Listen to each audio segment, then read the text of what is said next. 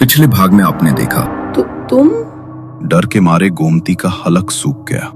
नर्तकी के कपड़े पहने एक औरत उसके सामने खड़ी थी। चेहरे का मांस बुरी तरह फटा हुआ था और उसके भीतर कीड़े रेंग रहे थे।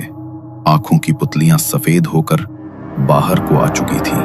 उसने एकटक मेघना की ओर देखा और मेघना के हाथ में बंधा वो रक्षा सूत्र वहीं खुलकर गिर गया। उसी समय वो आत्मा फिर से मेघना के शरीर के भीतर प्रवेश कर गई और मेघना ने अपनी गर्दन पीछे की तरफ मरोड़कर भयानक तरीके से मुस्कुराते हुए अपनी मां को देखा। कहा था ना मैंने, अपना बदला तो मैं लेकर ही जाऊंगी गोमती। पहचान तो गई हो ना मुझे? गोमती डर से कांप रही थी। उसकी आंखों से आंसू बह रहे थे और होंठ बुदबुदा रहे थे। ये सच नहीं हो सकता, ये नहीं हो सकता। लेकिन सामने खड़ी मेघना की भयानक हंसी उस पर कहर ढा रही थी। उस हंसी के पीछे छुपे शब्द मानो उसकी आत्मा को चीर रहे थे। अपनी करनी का फल तुझे मिलेगा, लेकिन इतनी आसानी से नहीं। जिस तरह मैं तड़प तड़प कर मरी थी, उसी तरह तू अपनी आंखों के सामने अपनी बेटी को तड़पते हुए देखेगी। गोमती का दिल दहल उठा। उसकी आंखों में डर और दर्द एक साथ छलक रहा था, जैसे कोई पुराना राज अचानक उसकी आंखों के सामने जीवित हो उठा हो। वो रो पड़ी और थरथराती हुई आवाज में उस आत्मा से रहम की भीख मांगने लगी। वो बार बार यही कह रही थी कि चाहे तो मेरी जान ले लो, लेकिन मेरी बच्ची को छोड़ दो। मैं तुमसे अपनी बेटी की जान की भीख मांगती हूँ। तुम मुझे मार दो, लेकिन मेरी बेटी को छोड़ दो। इतना कहकर गोमती ने कांपते हाथों से अपनी ही गर्दन पर चाकू रख लिया। उसकी आंखों से आंसू रुक ही नहीं रहे थे, लेकिन उसकी हालत देखकर मेघना और जोर जोर से हंसने लगी और उसने गोमती से कहा, खुद की बेटी को तकलीफ में देखकर बहुत तकलीफ हो रही है ना तुझे? भूल गई मेरे साथ क्या हुआ था? करीबन 35 साल पहले राजस्थान के राजघराने में एक नर्तकी चंद्रमुखी नृत्य कर रही थी। राजा जी एक टक बस चंद्रमुखी को नृत्य करते हुए देख रहे थे और रानी की नजरें राजा जी पर ही टिकी थी। चंद्रमुखी के लिए राजा की आंखों में जो भाव थे वे रानी को स्पष्ट समझ आ रहे थे। इस नर्तकी चंद्रमुखी के इरादे मैं अच्छी तरह समझ रही हूँ। अपने रूप से वो राजा को बहलाना चाहती है, मेरा स्थान लेना चाहती है, लेकिन मेरे होते ये कभी नहीं होगा। मैं ऐसा होने नहीं दूंगी। रात के पहर चंद्रमुखी राजमहल से अपने घर के लिए निकल रही थी। तभी पीछे से किसी ने उसके कंधे पर हाथ रखा। वो घबरा कर पीछे मुड़ी तो उसके पीछे राजा जी खड़े थे। राजा जी, आप? डरो मत चंद्रमुखी। तुम्हारे लिए मैं ये नए घुंघरू लेकर आया था। तुम्हारे पांव में बंधे घुंघरू बहुत सुंदर लगते हैं, सोचा तुम्हें भेंट कर दूं। परंतु राजा जी, इसकी क्या जरूरत है? रख लो चंद्रमुखी, प्यार से दे रहा हूं। राजा जी की भेंट को वैसे भी कोई कभी अस्वीकार नहीं करता। राजा जी अक्सर सबको भेंट दिया करते थे, इसलिए चंद्रमुखी ने सीधी सरल भाव से वो घुंघरू ले लिए। पर खिड़की पर खड़ी रानी ये सब देख रही थी और ये देखकर उसका खून खौल उठा। ये चंद्रमुखी अपनी हरकतों से ऐसे बाज आने वाली नहीं है। पता नहीं कौन सा जादू कर दिया है इसने राजा जी पर कि राजा जी इतने मेहरबान हुए जा रहे हैं। अपनी खूबसूरती से इसने राजा जी को अपने जाल में फंसा लिया है। इसी कारण अब राजा जी मेरी तरफ नहीं देखते। इसका मैं ऐसा हाल करूंगी कि खुद को कभी आईने में देख भी ना पाए। राजा के महल में वापस आने के बाद रानी चुपके से चंद्रमुखी के पीछे गई और उसका रास्ता रोक लिया। रानी सा, आप इतनी रात को यहाँ पर? सच सच बताओ, आखिर चाहती क्या हो तुम? इरादे क्या है तुम्हारे? तुम जानती हो ना, गर्भ से भी हैं हम।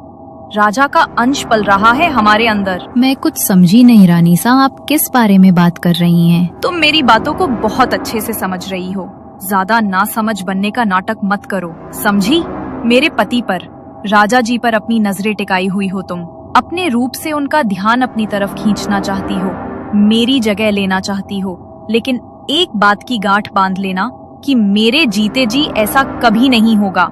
अगर फिर से राजा जी को बहलाने की कोशिश भी की तो उसके ऊपर अफसोस करोगी तुम। बस बहुत हो गया रानी सा।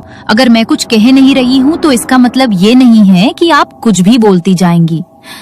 मैं बस आपके महल में नृत्य करने आती हूँ, क्योंकि मेरे घर में मेरी माँ के अलावा और कोई नहीं है और उसके लिए पैसा कमाना मेरी जिम्मेदारी है। आप जैसा सोच रही हैं, मेरे मन में वैसा कुछ भी नहीं है। चंद्रमुखी की बातें सुनकर रानी का गुस्सा और बढ़ गया। वो छिपते हुए रात को महल में दाखिल हुई, मगर पूरी रात उसे नींद नहीं आई। इसी तरह पूरी रात गुजरी। अगले रोज जब चंद्रमुखी महल में नृत्य करने आई तो रानी उस कमरे में गई जहां चंद्रमुखी अपने नृत्य के वस्त्र बदला करती थी। रानी ने चंद्रमुखी के दुपट्टे से उसके कुछ टूटे हुए बाल उठा लिए। आधी रात को वो महल के एक सुनसान कमरे में गई। कमरे के बीचों बीच एक दीपक जलाया और उसके इर्द गिर्द 4 दीपकों से एक घेरा बना दिया। रानी ने कुछ मंत्रों का उच्चारण शुरू किया और अपने हाथ में एक काले रंग की गुड़िया पकड़ी। चंद्रमुखी के बालों को उसने गुड़िया पर लपेट दिया और फिर उसके भीतर कीलें गाड़ दी। अब तू देख कैसे तेरा ये सुंदर रूप किसी मुर्दे की तरह हो जाएगा। राजा जी को बहकाने चली थी ना, तेरा तो अब वो हाल होगा कि तड़प तड़प कर अपनी मौत मांगेगी तू। रानी ने काले कपड़े से अपना चेहरा ढक लिया। वो चुपके से महल के पिछले दरवाजे से बाहर निकली और सीधे चंद्रमुखी के घर की ओर बढ़ी। महल से थोड़ी ही दूर चंद्रमुखी का एक टूटा फूटा छोटा सा मकान था। रानी ने उसके घर के पिछले हिस्से की मिट्टी खोदी और उस बुढ़िया को वहां गाड़ दिया। सबसे छिपकर कुछ देर बाद वो वापस महल लौटी और अपने कक्ष में आकर सो गई। ऐसा क्या हो गया तुझे? कल रात तक तो तेरी तबीयत बिल्कुल ठीक थी, अचानक से क्या हो गया तुझे? देखूं जरा, कहीं बुखार तो नहीं हो गया? विमला ने चंद्रमुखी के माथे को छूकर देखा तो उसका माथा बिल्कुल गर्म भट्टी की तरह तप रहा था। विमला ने कई दिन तक वैद्य जी से चंद्रमुखी का इलाज करवाया, मगर उसकी हालत में कोई सुधार नहीं आया, बल्कि दिन ब दिन उसकी हालत और भी खराब होती चली गई। उसकी आंखों के नीचे गहरे काले गड्ढे पड़ गए थे। उसका शरीर सूखी लकड़ी की तरह हो चुका था। चंद्रमुखी, जो कभी अपनी खूबसूरती के लिए जानी जाती थी, अब इतनी बदसूरत हो गई थी कि खुद को भी आईने में नहीं देख पा रही थी। और जब उसने हिम्मत करके आईने में झांका तो अपने ही रूप को देखकर उसकी आंखों से आंसू फूट पड़े। वो जमीन पर बैठी थी, चेहरा दोनों हाथों में छिपाए, और लगातार रोए जा रही थी। उसके आंसू रुकने का नाम नहीं ले रहे थे। चेहरा सूज चुका था, आंखें लाल हो चुकी थीं। उसके शरीर में जैसे सारी ताकत खत्म हो गई थी। सांसें भारी और आवाज कांपती हुई। वो कभी अपने चेहरे को छूती, कभी आईने की तरफ देखती, फिर सिर झुकाकर सिसकने लगती। ऐसा लग रहा था जैसे भीतर कोई गहरी आग जल रही हो जो उसे अंदर से खा रही थी। उसकी त्वचा तप रही थी और पूरे शरीर में दर्द की लहरें उठ रही थीं और लगातार वो भगवान से अपने मौत की दुआ मांग रही थी। चंद्रमुखी की हालत देखकर उसकी मां की आंखों से आंसू बह निकले। जब उसकी बीमारी वैद्य की पकड़ में नहीं आई तो उसकी मां ने तांत्रिकों का सहारा लिया, मगर कोई भी उसे ठीक नहीं कर पाया। तंत्र की क्रिया, काला जादू किया गया है तुम्हारी बेटी पर, मगर इसका तोड़ सिर्फ वही कर सकता है जिसने इसे किया है। उसके अलावा कोई तुम्हारी बेटी को ठीक नहीं कर सकता। ये इसी तरह तड़पेगी और कोई इसमें कुछ नहीं कर पाएगा। मगर मेरी बेटी ने किसी का क्या बिगाड़ा है? कोई भला मेरी बेटी के साथ इतना बुरा कैसे कर सकता है? मैं तुम्हारी हालत समझ रहा हूं, लेकिन मैं इसमें तुम्हारी कोई मदद नहीं कर सकता। जिस क्रिया का प्रयोग इसके ऊपर किया गया है उसका तोड़ वो क्रिया करने वाले के सिवाय दूसरा कोई नहीं कर सकता। किसी ने अपनी ईर्ष्या में तुम्हारी बेटी के साथ ऐसा किया है, मगर तुम चिंता मत करो, एक न एक दिन उसे अपनी करने का फल भोगना ही पड़ेगा। किसी के साथ बुरा करने वाले का कभी भला नहीं होता, अपनी करनी वो खुद भोगेगा। तुम भगवान से प्रार्थना करो, शायद अब भगवान ही इसमें तुम्हारी कुछ मदद कर सके। तांत्रिक बाबा भी हार कर वहां से चले गए, मगर उस दिन के बाद चंद्रमुखी की हालत और बद से बदतर हो गई। चंद्रमुखी की मां उसके लिए खाना लेकर आई। वो बिस्तर पर लेटी हुई थी। उसकी मां ने उसे उठाने के लिए अपने हाथ का सहारा दिया तो उसकी मां ने अपने हाथ पर कुछ महसूस किया। जब उन्होंने चंद्रमुखी का बैठाकर उसकी पीठ की तरफ देखा तो उनके होश उड़ गए, क्योंकि चंद्रमुखी की पीठ पर अनगिनत कीड़े रेंग रहे थे और उसकी कमर का मांस बिल्कुल गल चुका था। शरीर में हड्डियों के अलावा कुछ नजर नहीं आ रहा था। बिमला ने अपनी आंखों में आंसू भरे, जल्दी से उन कीड़ों को उसकी कमर से झाड़ा और रोते हुए चंद्रमुखी को खाना खिलाया। वो ठीक से खाने का एक निवाला भी नहीं खा पा रही थी। सारा खाना उसके मुंह से बार बार नीचे गिर रहा था। अब मुझसे अपनी बच्ची की ये हालत नहीं देखी जाती भगवान। अगर तू मेरी बच्ची को ठीक नहीं कर सकता तो उसे अपने पास बुला ले और मुझे भी अपने पास बुला ले। अपनी बच्ची को इस हालत में नहीं देख सकती हूँ मैं। विमला ने चंद्रमुखी के शरीर पर दवाई का लेप लगाया और रोते रोते अपनी चारपाई पर लेट गई। अगली सुबह जब चंद्रमुखी ने अपनी माँ को आवाज दी तो उसकी माँ ने कोई जवाब नहीं दिया। चंद्रमुखी ने उठकर देखा तो उसकी माँ चल बसी थी। इस दुनिया में उसकी माँ के अलावा उसका और कोई नहीं था। चंद्रमुखी की आंखों से फूट फूट कर आंसू बह रहे थे। चंद्रमुखी के रोने की आवाज सुनकर पड़ोसी उसके घर में इकट्ठा हुए और उसकी माँ की अंतिम क्रिया की तैयारी शुरू की गई। माँ की अंतिम क्रिया के बाद चंद्रमुखी अपने घर में किसी जिंदा लाश की तरह अपने बिस्तर पर लेटी हुई थी। तभी रानी उसके घर में आई। सुना मैंने कि तुम्हारी माँ चल बसी। बड़ा दुख हुआ सुनकर, और तुम्हारी हालत देखकर भी। सब अपने कर्मों का फल भोगते हैं। तुमने भी कुछ ऐसा किया होगा जिसका फल अब भोग रही हो। मुझे अच्छी तरह पता है कि मेरे साथ जो भी हो रहा है वो तुम्हारे ही कारण है। तुम्हारी वजह से ही आज मेरी ये हालत है और तुम्हारी वजह से ही आज मेरी माँ इस दुनिया में नहीं है। मेरी वजह से नहीं, तुम्हारी खुद की वजह से। कहा था मैंने मेरे पति से दूर रहो, लेकिन तुम्हें तो रानी की जगह लेनी थी। अब दिखा दी ना मैंने तुम्हें तुम्हारी असली जगह। ऐसा हाल किया है मैंने तुम्हारा कि ना तो जी पाओगी और ना मर पाओगी। बहुत मजा आ रहा है तुम्हें ऐसे हाल में देखकर। अब इसी तरह भुगतो और तड़प तड़प कर अपनी मौत आने का इंतजार करो। रानी के मुंह से जब चंद्रमुखी को सच पता चला तो उसके गुस्से का बवंडर फुट पड़ा। रानी उसकी हालत पर हंसती हुई वहां से चली गई, मगर चंद्रमुखी के लिए अब उसकी पीड़ा असहनीय हो गई थी। पहले तो वो अपनी माँ को देखकर जैसे जैसे जी रही थी, मगर माँ के चले जाने के बाद वो खुद को संभाल नहीं पाई। वो इस तरह दर्द में तड़प रही थी कि उसने खुद ही मौत को गले लगाने के बारे में सोच लिया। उसने कमरे में रखी छुरी उठाई और अपनी गर्दन पर रख ली। उसकी आंखों से पीड़ा के वो आंसू लगातार बह रहे थे। तेरी वजह से मेरी हालत हुई है गोमती। तेरी वजह से मेरी माँ इतने दुख में इस दुनिया को छोड़कर गई है और आज मैं तेरी वजह से अपनी जिंदगी खत्म करने जा रही हूँ। श्राप है ये मेरा। एक दिन वापस लौटूंगी और उस दिन तबाह कर दूंगी तुझे और तेरे पूरे खानदान को। जिस तरह मैं तड़प तड़प कर अपनी जान दे रही हूँ, वही दृश्य एक दिन तेरी आंखों के सामने आएगा। तू भी अपनी मौत की भीख मांगेगी, अपने परिवार की मौत की भीख मांगेगी, लेकिन मौत नसीब नहीं होगी तुम्हें। चंद्रमुखी ने उसी समय खुद को खत्म कर लिया, मगर जिस तरह उसने तड़पते हुए खुद की जान ली, उसकी आत्मा मुक्त नहीं हुई, बल्कि बदले के लिए भटकने लगी। कुछ दिन बाद रानी के प्रसव के दिन आए। देर रात उसे प्रसव पीड़ा होने लगी। शाही राजघराने की दाई को वहां पर लाया गया। रानी बुरी तरह दर्द से बिलख रही थी। तभी कुछ देर बाद उन्होंने एक बच्चे को जन्म दिया, मगर उस बच्चे को देखकर दाई माँ की चीख निकल गई। बच्चा मृत था और उसका पूरा शरीर नीला पड़ चुका था। उसकी देह पर तंत्र का एक निशान बना था, जिसे देखकर दाई माँ बहुत कुछ समझ गई। क्या हो गया दाई माँ? बहुत बड़ी अनहोनी हुई है। ये कोई शुभ संकेत नहीं है। बात सिर्फ इतनी सी नहीं है रानी कि आपका बच्चा मृत पैदा हुआ है, बल्कि आपके जीवन में बहुत बड़ा भूचाल आने वाला है, जिसकी शुरुआत यहाँ से हो चुकी है। कोई अतृप्त आत्मा हावी हो रही है आपके ऊपर। आपका वंश नहीं बढ़ने देगी वो। किसी बाबा को बुलाकर अपना इलाज करवा लीजिए, वरना सब खत्म हो जाएगा। ये आप क्या कह रही हैं दाई माँ?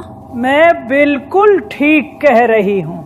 झाड़ फूक करवा लीजिए, वरना परिणाम अच्छा नहीं होगा रानी सा।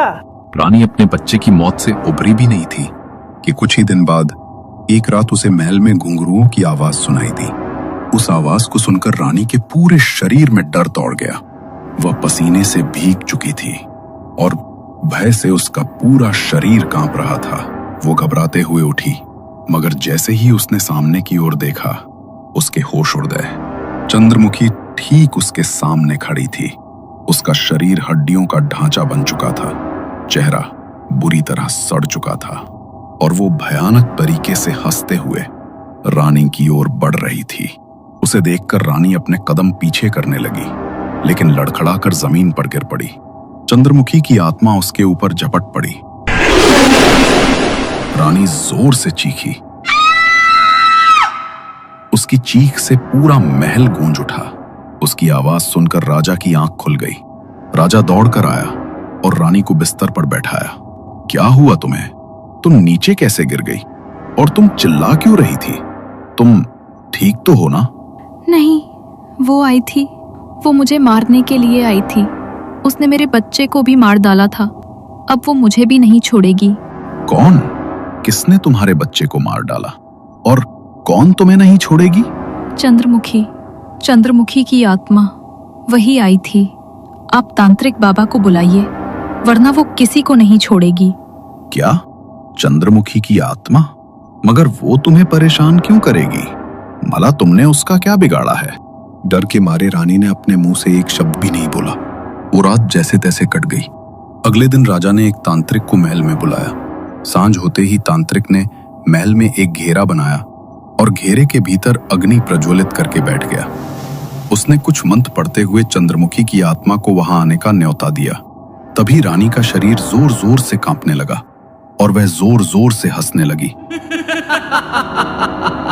रहने दे तांत्रिक, तू मेरा कुछ नहीं बिगाड़ पाएगा। इसने जो कर्म किया है उसका फल इसे भोगना पड़ेगा। इसकी वजह से मेरी माँ और मैं तड़प कर मरे हैं। इसे भी मैं चैन से जीने नहीं दूंगी। न इसके वंश को आगे बढ़ने दूंगी, न इन दोनों को जीने दूंगी। ये आत्मा बहुत खतरनाक हो चुकी है राजा जी। इसे मैं मुक्ति नहीं दिला सकता। इसका कुछ और निवारण करना होगा। तू मेरा कुछ नहीं बिगाड़ पाएगा तांत्रिक। अपना बदला मैं जरूर पूरा करूंगी। तांत्रिक ने सभी को महल के बाहर खड़ा कर दिया और रानी को अपने मंत्रों की शक्ति से महल की चौखट पर खड़ा कर दिया। वह लगातार मंत्रों का उच्चारण करते जा रहे थे और रानी के शरीर पर भभूति छिड़कते जा रहे थे। रानी के भीतर चंद्रमुखी की आत्मा जोर जोर से चिल्ला रही थी। तांत्रिक ने महल के चारों ओर भभूति से एक चौकोर घेरा बना दिया। कुछ देर की क्रिया के बाद उन्होंने रानी के शरीर पर गंगा जल का छिड़काव किया। महल के बाहर बने घेरे के कारण चंद्रमुखी की आत्मा महल से बाहर नहीं निकल सकी और गंगा जल के स्पर्श से वह रानी के शरीर के भीतर टिक भी नहीं सकी। इसलिए उसे रानी का शरीर छोड़कर महल के भीतर प्रवेश करना पड़ा। उसी समय रानी का शरीर कमजोरी से निढाल होकर महल के बाहर गिर पड़ा। मौके का लाभ उठाकर तांत्रिक ने महल का दरवाजा बंद कर दिया और उस पर अभिमंत्रित ताबीज और धागे बांध दिए ताकि चंद्रमुखी की आत्मा हमेशा के लिए महल के भीतर कैद रह जाए। मैंने मंत्रों की शक्ति से उसकी आत्मा को महल के भीतर कैद कर दिया है। अभी के अभी इस महल को छोड़कर यहाँ से चले जाओ और इतना दूर जाओ कि कभी यहाँ वापस ना आ सको। ये दरवाजे अब हमेशा के लिए बंद हैं। यदि कभी ये खुल गए तो वे तुम्हारे विनाश का कारण बनेंगे। चले जाओ, अभी चले जाओ।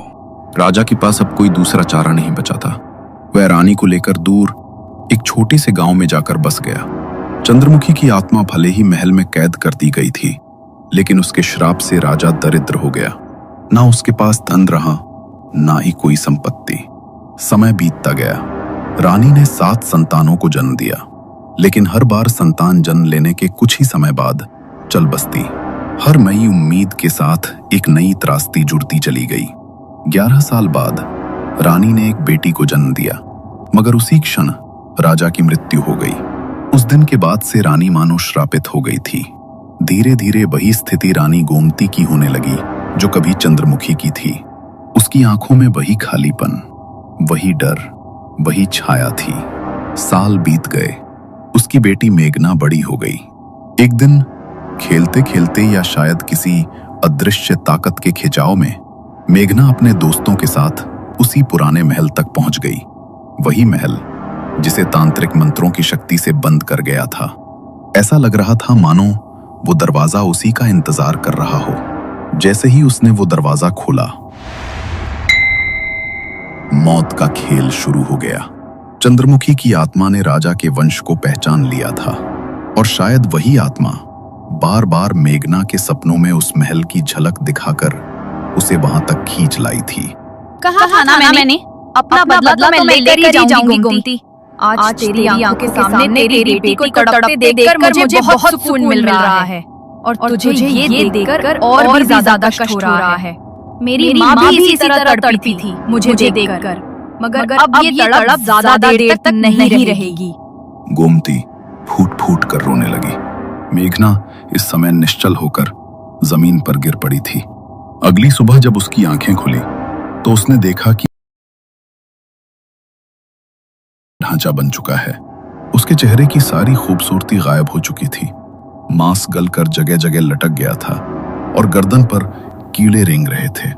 पूरे शरीर में असहनीय पीड़ा दौड़ रही थी। वो अपनी ये हालत देख नहीं पा रही थी और ना ही उस दर्द को सह पा रही थी। धीरे धीरे वो भी चंद्रमुखी की तरह लाचार और टूटी हुई हो चुकी थी।